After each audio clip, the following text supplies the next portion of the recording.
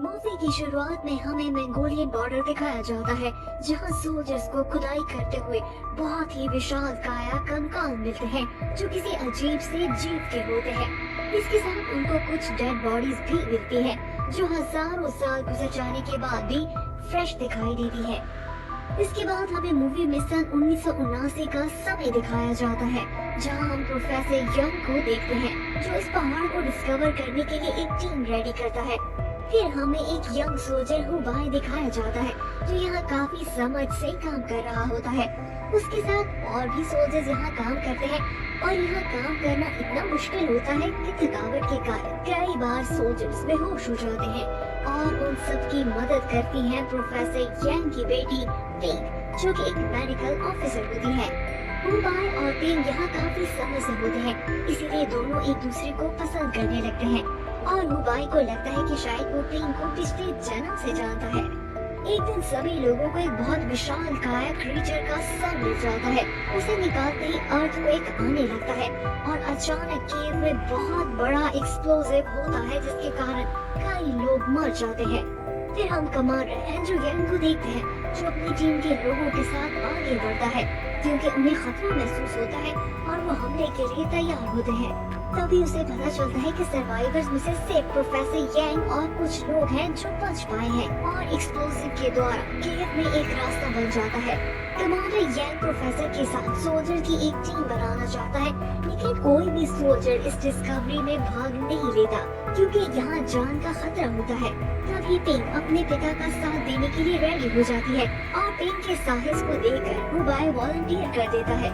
हुबाई का दोस्त सिंग सिंग भी आ जाता है, और इस तरह से इस केव की खोज लगाने के लिए एक सोल्जर की टीम तैयार हो जाती है, जिसे प्रोफेसर यंग लीड करता है।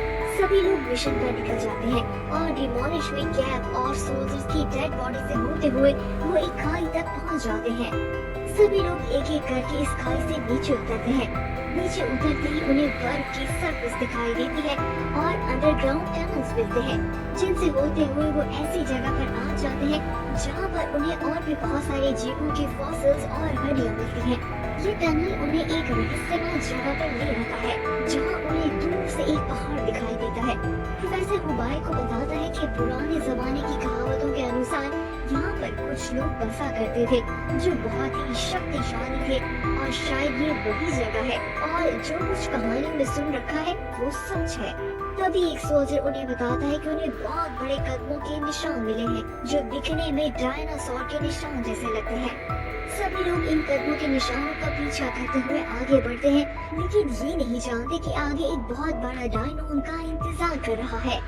रास्ते में उन्हें अजीब तरह के बर्ड्स दिखाई देते हैं, लेकिन जब सभी लोग उन्हें पास से देखते हैं तो पता चलता है कि ये सब बहुत ही अजीब से नन्ही चमगादड़ होते हैं। तभी एक सोल्जर अचानक से इस चमगादड़ को अपनी मुट्ठी में दबोच लेता है, पर जैसे ही वो अपनी मुट्ठी खोलता है तो देखता है कि उसके हाथ पर नीले रंग की आग लग रही है, और देखते ही देखते वो सोल्जर इस नीली आग से जलकर राख हो जाता है, और इसी तरह ये चमगादड़ दो और सोल्जर की जान ले लेते हैं। ये सब होता हुआ देख सभी सोल्जर इन बैट पर गोलियां बरसाने लगते हैं, और दूर से एक बहुत बड़ा क्रीचर उनकी गोलियों की आवाज सुन लेता है, और आवाज का पीछा करते हुए उनकी ओर बढ़ने लगता है। इस क्रीचर के मूव होने से एवालांच आ जाता है, जिसमें फंसकर कई सोल्जर्स अपनी जान से हाथ धो बैठते हैं, और यहाँ से भागते हुए ऐसी जगह पर आ जाते हैं जहाँ उनके पास जंप करने के सिवा और कोई चारा नहीं होता। ग्रुप के सभी लोग रस्सियों की मदद से इस खाई में कूद जाते हैं, और तभी अचानक हुबाई और पिंक एक बर्फीली चट्टान के कारण हवा में लटक जाते हैं, और उनकी रस्सी टूट जाती है, जिससे वो गहरी अंधेरी खाई में गिरते हुए दिखाई देते हैं। अगले सीन में हमें दिखाया जाता है कि पिंक और हुबाई जिंदा बच जाते हैं। हुबाई इस बात को लेकर हैरान दिखाई देता है कि आखिर वो जिंदा कैसे बच गए। ग्रुप में सिर्फ 4 लोग बच जाते हैं, जिनमें हुबाई, पिंक, प्रोफेसर और शिनचिंग होते हैं। इसके बाद चारों बचा कुचा सामान इकट्ठा करते हैं और यहाँ से निकलने की कोशिश करते हैं। कुछ समय बाद वो एक बहुत बड़ी गुफा में आ जाते हैं, जिसके सेंटर में उन्हें एक विशाल टावर दिखाई देता है।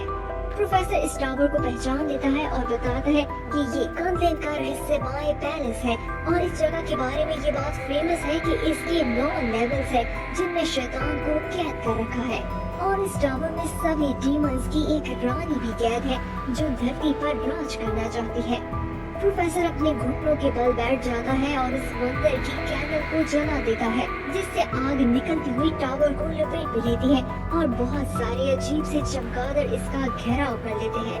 प्रोफेसर पिंक और हुबाई दोनों को टावर के अंदर भेज देता है जहां उन्हें एक अजीब सी रोशनी नीचे आती हुई दिखाई देती है और देखते ही देखते पूरी के बहुत सारे क्रीचर से भरने लगती है। शिनचिन इस कैंडल को बुझा देता है क्योंकि उसे लगता है कि शायद हमने मन का दरवाजा खोल दिया है। पर शिनचिन के ऐसा करते ही टावर नष्ट होने लगता है और वो चमगादड़ इन पर हमला करने लगते हैं। बाकी सभी लोगों की जान बचाने के लिए शिनचिन खुद की कुर्बानी देता है और चमगादड़ के हमले का शिकार हो जाता है ताकि उनका ध्यान बटाया जा सके और बाकी लोगों को बाहर निकलने का मौका मिल जाए। टीम के बचे हुए लोग इस केव से बाहर निकलने की कोशिश करते हैं। इसके बाद तीनों लोग एक एग्जिट पर आ जाते हैं जहां इन्हें एक वाटरफॉल दिखाई देता है। चमगादड़ इनके करीब आ जाते हैं। हुबाई इनका मुकाबला करता है लेकिन उनमें से एक चमगादड़ हुबाई पर हमला करता है जिससे उसके शरीर पर आग लगने लगती है। पिंक ये देखते ही हुबाई को पानी में धकेल देती है और तीनों पानी में कूद जाते हैं जिससे आग बुझ जाती है। पानी के अंदर हुबाई पिंक को ढूंढ लेता है और दोनों एक दूसरे के करीब आ जाते हैं। तभी एक सी क्रीचर आकर पिंक को अपने साथ ले जाता है। ये देखकर हुबाई का दिल टूट जाता है और वो पानी से निकलकर बेस की ओर वापस आ जाता है। कमांडर हुबाई को बताता है कि इस मिशन में सिर्फ वो अकेला ही बच पाया है और सभी सोल्जर्स की डेड बॉडीज मिल गई है सिवाय पिंक और उसके पिता की बॉडी के। अपनी प्रेमिका को खोने के बाद हुबाई किसी को बताए बिना सब कुछ छोड़ छाड़ कर ट्रेन के द्वारा घर वापस आ जाता है। स्टेशन पर उतरते ही हुबाई को नया एम्प्लॉयर मिस्टर विंग मिलता है जो इसे लाइब्रेरी में लाइब्रेरियन की जॉब देता है और इसके बाद हुबाई अपनी जिंदगी शांति से जीने लगता है। कुछ समय बाद हुबाई को एक बार फिर उसका पुराना दोस्त क्रिशान मिल जाता है जो इस बार में इंटरटेनर की जॉब करता है।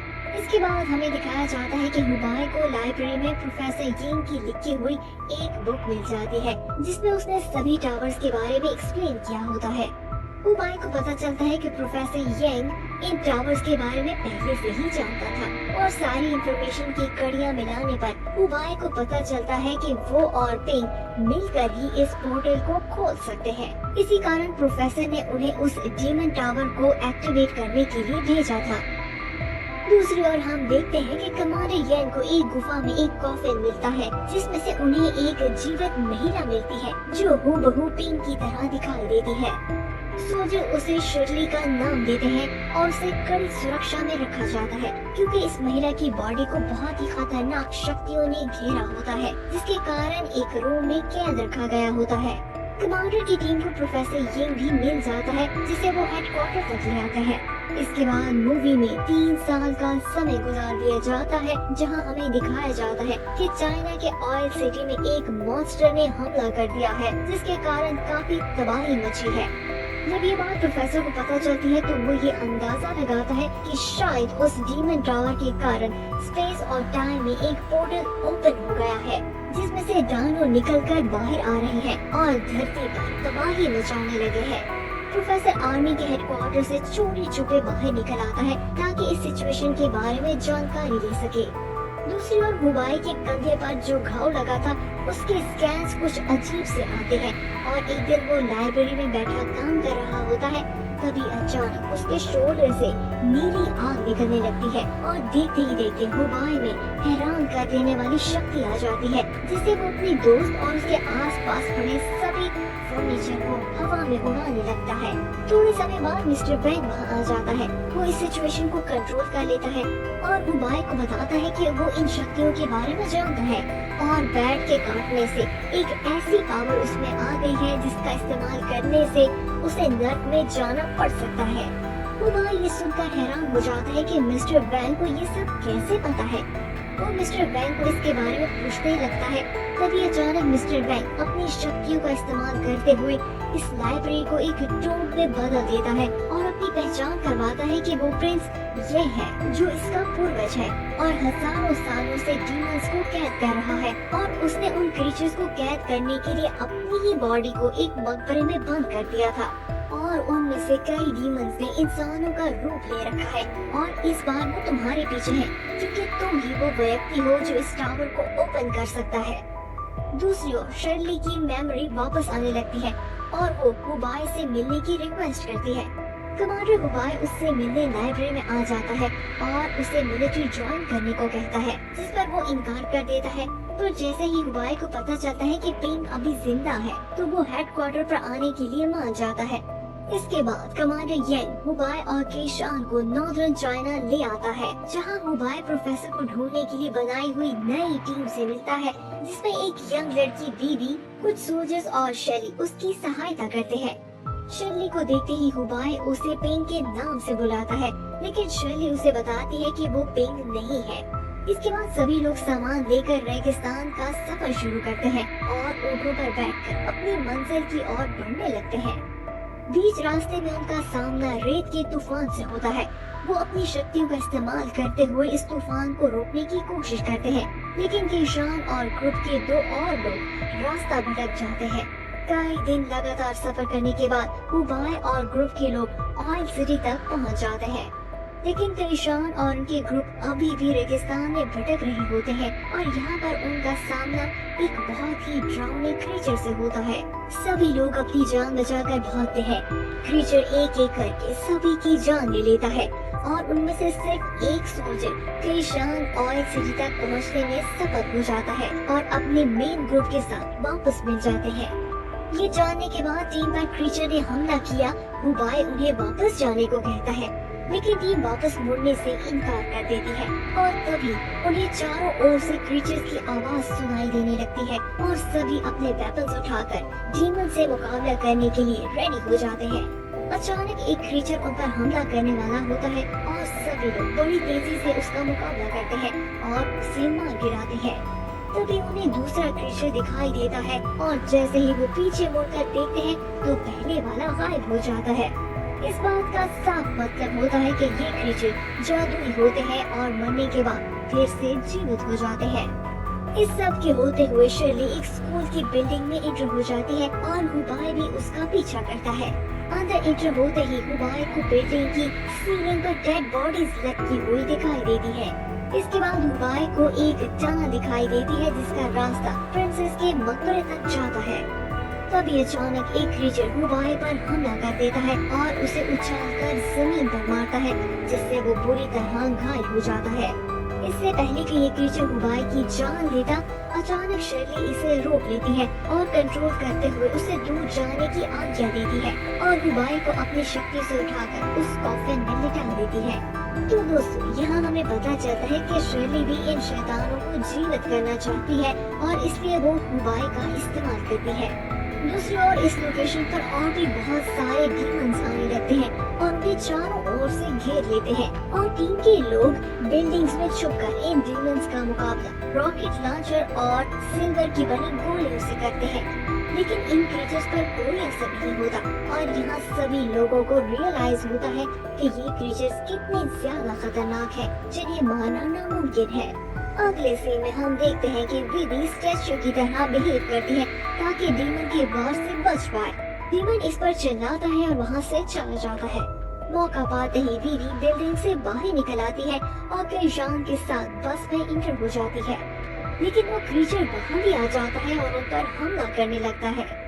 दूसरी ओर हुबाई की आंख खुल जाती है और वो मदद के लिए चिल्लाने लगता है और तभी उसकी शक्तियाँ उसके शरीर के घाव को भरने लगती हैं। पर अचानक से वो टेलीपोर्ट होकर डेमन टावर वाली गुफा में पहुंच जाता है, जहां वो देखता है कि वो क्रीचर पिंग की बॉडी को डीमन क्वीन के हवाले कर रही है।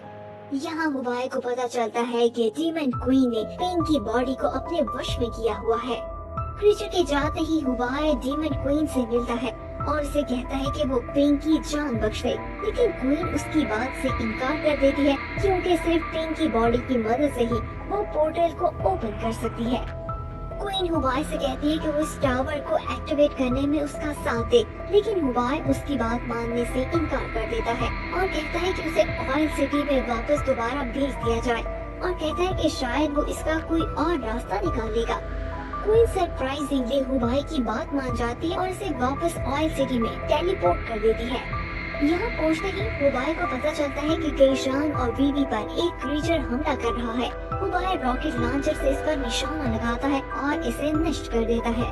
तभी ये दूसरा क्रीचर हुबाई पर वार करता है, लेकिन शर्ली उसे बचा लेती है क्योंकि टावर ओपन करने में उसे उसकी जरूरत होती है। इसके बाद शर्ली हुबाई को अपनी बाहों में ले लेती है और बताती है कि वो इसके साथ सुरक्षित है। हुबाई ये बात जानता है कि पिंक कभी भी वापस नहीं आ सकती, इसलिए वो शर्ली को गन से 3 बार शूट करता है और उसकी जान ले लेता है। ऐसा करते ही सभी क्रीचर्स गायब होने लगते हैं और टावर टूटने लगता है। शर्ली ये बात स्वीकार कर लेती है कि सिर्फ वही है जो इसकी जान दे सकता है। ये कहते ही अचानक शर्ली मरने से पहले हुबाई को किस कर देती है और जमीन पर गिर जाती है।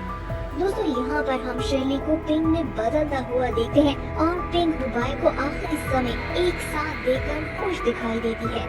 हुबाई हार नहीं मानता और इसे उठाकर क्वीन के कॉफन तक ले आता है और इसे कॉफन में लिटा देता है, ये सोचकर कि शायद वो इसे दोबारा जीवित कर लेगा और खुद भी इसके साथ लेट जाता है और इसके माथे को चूमता है और ऐसा करते ही वो पिंक की यादों में एंटर हो जाता है। हुबाई को पिंक की लाइफ के बारे में काफी कुछ जानने को मिलता है। उसे पिंक का बचपन देखने को मिलता है, जिसमें हमें पता चलता है कि पिंक में बीमार और घायल जीवन को हील करने की शक्ति थी। ये इस बात को एक्सप्लेन करता है कि उस खाई में गिरने के बाद कैसे सभी लोग सरवाइव कर गए थे, क्योंकि पिंक ने अपनी शक्तियों से उन्हें बचा लिया था। लेकिन पिंक की माँ ने इन शक्तियों का इस्तेमाल करने से मना कर दिया था, क्योंकि उसकी माँ भी एक डीमन थी जो इंसान का रूप बदलकर धरती पर रहती थी और एक दिन जलकर नष्ट हो गई थी। ये सब देखने के बाद हुबाई को होश आता है और पिंक इसे अपने दिल की फीलिंग्स बताती है कि वो इससे कितना प्यार करती है। पिंक हुबाई को उसके पिता को ढूंढने को कहती है और ये कहते ही उसकी जान चली जाती है। अगले सीन में काफी समय गुजार दिया जाता है, जहाँ हम हुबाई और उसके साथियों को देखते हैं जो पिंक की विश को पूरा करने के लिए उसके पिता की तलाश में निकलता है। मूवी के आखिरी सीन में हमें फिर से क्रीचर दिखाया जाता है, जिसका मतलब साफ होता है कि आज भी दानो इस दुनिया में ही जीवित हैं और वो इस ग्रुप का पीछा करने वाले हैं।